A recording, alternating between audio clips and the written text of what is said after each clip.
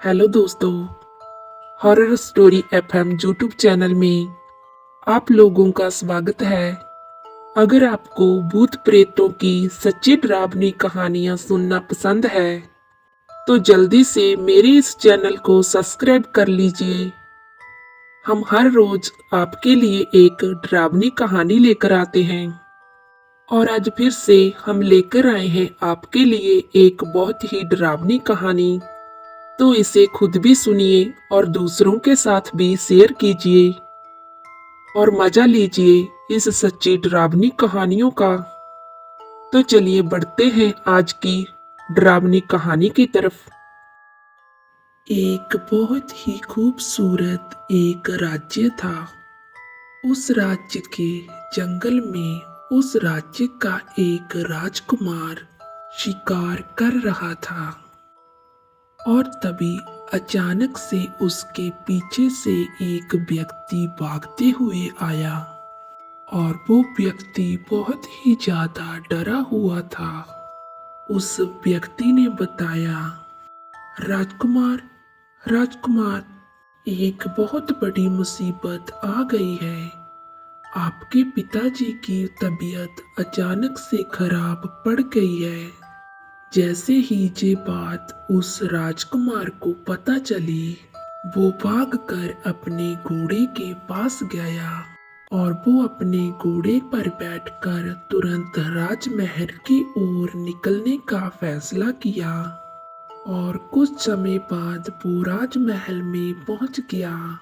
वो सीधा राजमहल में घुस गया। जैसे ही वो राजमहल में घुसा, उसने देखा कि महल में बहुत सारे लोग इकट्ठा थे। जैसे ही वो राजकुमार अपने पिता के कमरे में पहुंचा तो उसने देखा कि उसके पिता अपने कमरे में अपने बिस्तर पर काफी बुरी हालत में पड़े हुए थे। अपने पिता की ऐसी हालत देखकर वो अपने पिता के पास भागकर गया और उसने अपने पिताजी से पूछा, पिताजी, आपको क्या हुआ है? पिताजी, अभी तक तो आप बिल्कुल ठीक थे, अचानक से आपको ऐसा क्या हो गया? और फिर उसके पिताजी ने कहा, बेटा, मेरे पास समय बहुत ही कम बचा है। मेरे साथ कभी भी कुछ भी हो सकता है। जैसे ही उस राजकुमार ने अपने पिता से ये बात सुनी तो उसने कहा, नहीं पिताजी, आप ये कैसी बातें कर रहे हैं? वैद्य कहाँ है? जल्दी से वैद्य को बुलाओ। अभी तक किसी ने वैद्य को क्यों नहीं बुलाया?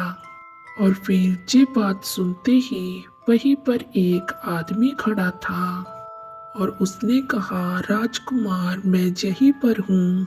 वो आदमी वैद्य था। राजकुमार ने उस आदमी को कहा कि आप जहाँ पर खड़े खड़े क्या कर रहे हो? जहाँ मेरे पिताजी की तबीयत कितनी खराब है और आप चुपचाप खड़े पिताजी को देख रहे हैं। क्या आपको शर्म नहीं आ रही है? पिताजी का उपचार कौन करेगा? और उस वैद्य ने कहा, माफ करिएगा राजकुमार, लेकिन अब मेरे हाथों में कुछ भी नहीं है। मैंने जो भी हो सकता था वो सब कुछ कर कर देख लिया, लेकिन शायद अब यही नियति है और नियति को कोई भी टाल नहीं सकता। मुझे लगता है कि अब महाराज का आखिरी वक्त आ चुका है। और फिर राजकुमार ने कहा, आपकी हिम्मत कैसे हुई मेरे पिताजी के बारे में ये सब कुछ कहने की? मैं आपको जान से मरवा दूंगा। और फिर राजा ने कहा, अपनी जुबान को लगाम दो पुत्र, ऐसा नहीं बोलते। वो तुमसे उम्र में बड़े हैं। मैंने जो तुम्हें संस्कार दिए हैं उन्हें भूलो मत।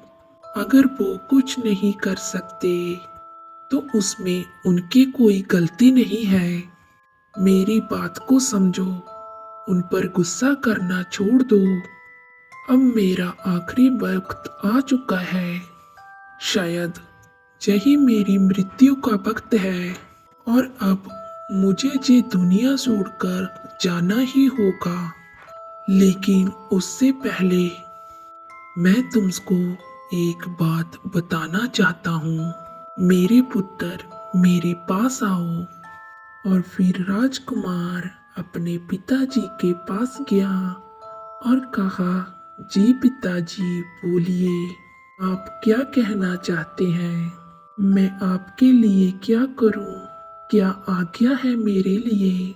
मैं आपके लिए पूरी दुनिया जीत सकता हूँ। बस आप एक बार मुझे हुक्म दीजिए। और फिर राजा ने अपने पुत्र से कहा, नहीं पुत्र, तुम्हें ऐसा कुछ भी नहीं करना है। मैं तुम्हें एक बात बताना चाहता हूँ। अपना कान मेरे पास लेकर आओ। और राजकुमार ने अपने कान को अपने पिताजी के मुंह के पास किया और राजा ने कहा, पुत्र, वो वापस आ गई है। उससे हमारे इस राज्य की रक्षा करना। समझ गए तुम? और मेरा आशीर्वाद तुम्हारे साथ है। वो आ गई है पुत्र, वो वापस आ गई है। जैसे ही राजकुमार ने अपने पिता के मुंह से ये बात सुनी और तब उसने कहा, क्या पिताजी, आप किसके बारे में बात कर रहे हैं और कौन वापस आ गई है? आप मुझे बताइए, कौन आ गई है? आप मुझे उसका नाम बताइए। और फिर राजा ने कहा, जक्षनी। जक्षनी का नाम लेते ही राजा की दिल की धड़कनें बंद पड़ गई और वो इस दुनिया को छोड़कर चले गए और उनकी मृत्यु हो गई। जैसे ही उनकी मृत्यु हुई, उनकी मृत्यु की खबर सुनते ही पूरे राज्य में शोक का माहौल छा गया और पूरे गांव के लोग दुख के मारे रो रहे थे, क्योंकि वो जो राजा थे वो दिल के बहुत अच्छे थे और बहुत ही नेक इंसान थे और अपनी प्रजा को काफी खुश रखते थे। और उनके मरने से पूरे राज्य में एक दुख की लहर छा गई और उनकी मौत का हर कोई शोक मना रहा था। उस राज्य का जो राजकुमार था, उस राज्य के राजकुमार पागलों की तरह रो रहे थे। वो खुद को संभाल नहीं पा रहे थे। तभी उस राज्य के मंत्री ने आकर राजकुमार को कहा, महाराज, अब ये समय रोने का नहीं है। अब आप ही यहाँ के अगले राजा हैं और आपको ही इस राज्य का सब कुछ संभालना है। तो मैं तो यही कहूँगा कि आप अपने दिल को मजबूत रखें।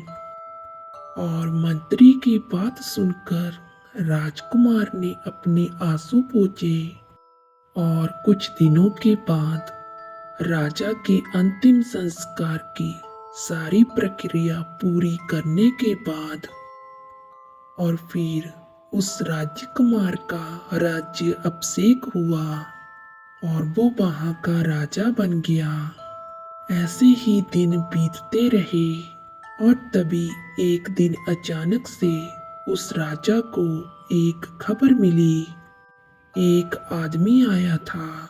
उसने बताया, महाराज, एक जरूरी सूचना है और मैं चाहता हूँ कि आप जरा इस पर ध्यान दें। और फिर उस राजा ने कहा, बोलो, क्या बोलना चाहते हो, मैं सुन रहा हूँ। और उस आदमी ने बताया, असल में हमारे राज्य में एक गांव है और अचानक से ही उस गांव के पूरे लोग मर गए। जैसे ही ये बात राजा ने सुनी, वो ये बात सुनकर हैरान हो गया। राजा ने कहा, क्या? लेकिन ये कैसे हो सकता है? उस व्यक्ति ने बताया कि पता नहीं महाराज, ऐसा कैसे हो गया। जब मैं वहां से गुजर रहा था तो मैंने देखा कि उस गांव से बहुत ही भयानक बदबू आ रही थी, और जैसे ही मैं बदबू का कारण देखने के लिए उस गांव में गया तो मैंने देखा कि वहां पर हर जगह पर सिर्फ लाशें ही बिछी हुई थी और वो बहुत ही सड़ चुकी थी। मैं डर के मारे वहां से भागकर सीधा आपके पास ही आया हूँ, ये सब कुछ आपको बताने के लिए। और फिर राजा ने कहा कि आप सभी मंत्री गणों को क्या लगता है ये सब कुछ कैसे हुआ होगा? और तभी एक मंत्री खड़ा हुआ तो उसने कहा, महाराज, मुझे तो लगता है कि ये सब डाकुओं का काम है, वही ये सब कर सकते हैं। और फिर एक और मंत्री ने कहा, नहीं महाराज, ऐसा नहीं हो सकता कि हमारे सैनिकों ने जितने भी डाकू हमारे राज्य में थे सबको मार दिया था। ये बात सुनते ही राजा गहरी सोच में पड़ गया और राजा ने कहा, ठीक है। राजा ने मंत्री से कहा, एक सेना की टुकड़ी उस गांव में भेज दीजिए और जांच पड़ताल कीजिए कि आखिर वहां पर ऐसा क्या हुआ है। और फिर कुछ दिन बीत गए। एक दिन वो राजा बैठा हुआ था और उस राजा ने कहा, मंत्री गणों, मुझे एक बात बताओ, वो जो सेना की टुकड़ी वहां पर उस गांव में गई थी, क्या वो वापस लौट आई है? तो फिर एक मंत्री ने कहा, नहीं महाराज, वो टुकड़ी अभी तक वापस नहीं आई है। जैसे ही ये बात राजा को पता चली तो उसने कहा, क्या वो अभी तक वापस नहीं आई? ऐसा कैसे हो सकता है? उस बात को तो कितने दिन बीत चुके हैं और मेरे हिसाब से तो वो गांव इतना दूर भी नहीं है। उन्हें अब तक तो वापस आ जाना चाहिए था। वो क्या कर रहे हैं वहां पर? और सारे मंत्रियों ने अपना सर नीचे करते हुए कहा, पता नहीं महाराज, उन लोगों की कोई भी खबर नहीं है। और राजा बहुत ही ज्यादा गुस्सा हो गया और उन्होंने गुस्से में कहा कि आखिर आपका काम करने का मन है या नहीं? अगर मैं अपने पिताजी की तरह सख्त नहीं हूँ, क्या आप लोग मेरा फायदा उठाएंगे? ठीक है, आप लोगों के बस का कुछ भी नहीं है। अब मैं ही वहां पर जाऊंगा। जैसे ही ये बात मंत्रियों ने सुनी तो उन्होंने कहा, देखिए महाराज, आप ऐसा मत कहिए। अगर आप वहां पर जाएंगे तो हमारी बहुत बेइज्जती होगी। लोग कहेंगे कि हमारे राज्य के मंत्रीगण आखिर किसी काम के नहीं हैं। छोटे छोटे कामों के लिए राजा को खुद जाना पड़ रहा है। और फिर राजा ने कहा, तो आप ऐसे काम क्यों करते हैं? तो आपको अपमान सहना पड़े। क्यों नहीं वो सैनिक अभी तक वापस आए? किसी के पास कोई जवाब है क्या? और तभी एक मंत्री ने कहा, माफ करिए महाराज, हम कुछ करते हैं। और फिर कुछ दिन और बीत गए और वहां पर एक सुबह सुबह एक मंत्री खड़ा हुआ। उसने कहा, महाराज, एक बहुत ही बड़ी समस्या है। और फिर राजा ने कहा, बोलो क्या समस्या है? उस मंत्री ने कहा, असल में वो जो सेना की टुकड़ी गई थी उसमें से कोई भी जिंदा नहीं बचा। वो सभी सैनिक मारे गए हैं। जैसे ही ये बात राजा ने सुनी और वो उठकर खड़ा हो गया और उसने कहा, क्या वो सब लोग भी मारे गए? कैसे? ऐसा कैसे हो गया? जिसके जवाब में उस मंत्री ने कहा, पता नहीं महाराज, ऐसा क्या हुआ, लेकिन उनकी जो लाशें हैं बहुत बुरी हालत में मिली हैं। उन्हें देखकर समझ आ रहा है कि उनकी मौत काफी दर्दनाक तरीके से हुई है। और राजा बहुत ही ज्यादा गुस्से में आ गया और उसने कहा, अब बस करो सब, बहुत हुआ, और एक मजबूत संगठन तैयार करो। मैं अब खुद उस गांव में जाना चाहता हूँ और देखना चाहता हूँ कि आखिर वहां पर मौतें हो कैसे रही हैं। हमारे गांव वालों की मौत हो गई, हमारे सैनिकों की टुकड़े की मौत हो गई, और जो कोई भी इन मौतों के पीछे है, मैं उसे इतनी दर्दनाक मौत दूंगा और वो अगली बार जन्म लेने से भी कांपेगा। सारे मंत्री गणों ने अपना सर हिलाया और उसके बाद अगले ही दिन एक मजबूत संगठन तैयार किया गया और वो राजा उस संगठन के साथ उस गांव की तरफ निकल गया। काफी लंबा सफर तय करने के बाद वो राजा उस गांव के बाहर पहुंचा और फिर उस राजा ने कहा, जाओ सभी के सभी गांव में हर चीज को सान मारो और पता लगाओ कि आखिर ये मौत हुई कैसे है। और राजा खुद भी उस गांव में चला गया और जैसे ही वो उस गांव के अंदर घुसा तो उसे बहुत ही गंदी बदबू आने लगी। उसने देखा कि जगह जगह पर लाशें पड़ी हुई थी और वहां का नजारा बहुत ही ज्यादा डरावना था। उस राजा ने कहा, सब अलग अलग हो जाओ, सब पूरे गांव में फैल जाओ, कोई भी गांव का कोना बचना नहीं चाहिए। मुझे कारण चाहिए कि आखिर ये सारी मौतें हुई कैसे हैं। समझ में आ गया क्या? और फिर सभी ने हाँ में सिर हिलाया और हर कोई छोटी छोटी टुकड़ियों में चारों ओर फैल गया। राजा भी इधर से उधर गांव में घूम रहा था कि आखिर कोई सुराग मिले जिससे हो रही मौतों के कारण का कुछ पता लग पाए। और वो इधर उधर ढूंढता एक घर के बाहर से गुजर ही रहा था और तभी अचानक से उसे एक घर में से एक लड़की के रोने की आवाज सुनाई दी। जैसे ही उसे उस लड़के के रोने की आवाज सुनाई दी और तब वो अपने घोड़े से नीचे उतरा और सीधा उस घर की ओर भागा। उसने देखा कि जो दरवाजा था वो बंद था और अंदर से उस लड़के के रोने की आवाज आ रही थी। और फिर उस राजा ने जल्दी से एक जोरदार लात उस दरवाजे पर मारी, जिसकी वजह से वो दरवाजा टूटकर नीचे गिर गया। तो राजा ने अंदर एक लड़की को देखा जो कि बहुत बुरी हालत में थी। वो उसी कमरे में एक कोने में अपना मुंह छिपाकर रो रही थी। और उसके बाद उस राजा ने कहा, क्या हुआ? क्या तुम ठीक हो? तुम घबराओ मत, मैं आ गया हूँ। अब तुम्हें किसी से कोई भी खतरा नहीं है।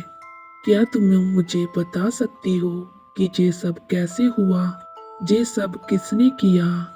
और फिर वो लड़की रोते हुए कहने लगी, आप इस राज्य के नए राजा है ना?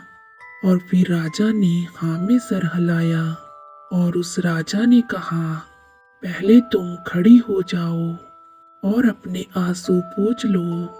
उस लड़की ने रोते हुए कहा, कैसे अपने आंसू पोंछ लूं? मेरा पूरा परिवार खत्म हो चुका है। मेरे माता पिता मारे जा चुके हैं। उनकी लाशें यहीं पर सड़ रही हैं जैसे ही उस राजा ने घूमकर घर के कोने देखे तो घर के कोनों में उस लड़की के माता पिता की लाशें काफी बुरी हालत में पड़ी हुई थी और वो लाशें आधी सड़ चुकी थी और उन लाशों से बहुत ही गंदी बदबू आ रही थी। राजा ने उस लड़की का हाथ पकड़ा और राजा ने कहा, चलो तुम मेरे साथ चलो, अब तुम्हें कुछ भी नहीं होगा। जो कुछ भी तुम्हारे साथ हुआ वो बहुत बुरा हुआ और मैं इन सारी मौतों के पीछे का कारण पता लगाना चाहता हूँ और इसमें तुम मेरी मदद करोगी। चलो, अब चलो मेरे साथ। वो राजा उस लड़की का हाथ पकड़कर उसे उस घर से बाहर ले जाने लगा और तभी वो दरवाजा अपने आप बंद हो गया जो थोड़ी देर पहले टूटकर नीचे गिर गया था। ये देखकर वो राजा काफी हैरान हो गया। उसने दरवाजा खोलने की बहुत कोशिश की और वो दरवाजा बिल्कुल भी खुल नहीं रहा था। राजा ने कहा, ये कैसे हो सकता है, दरवाजा खुल क्यों नहीं रहा है।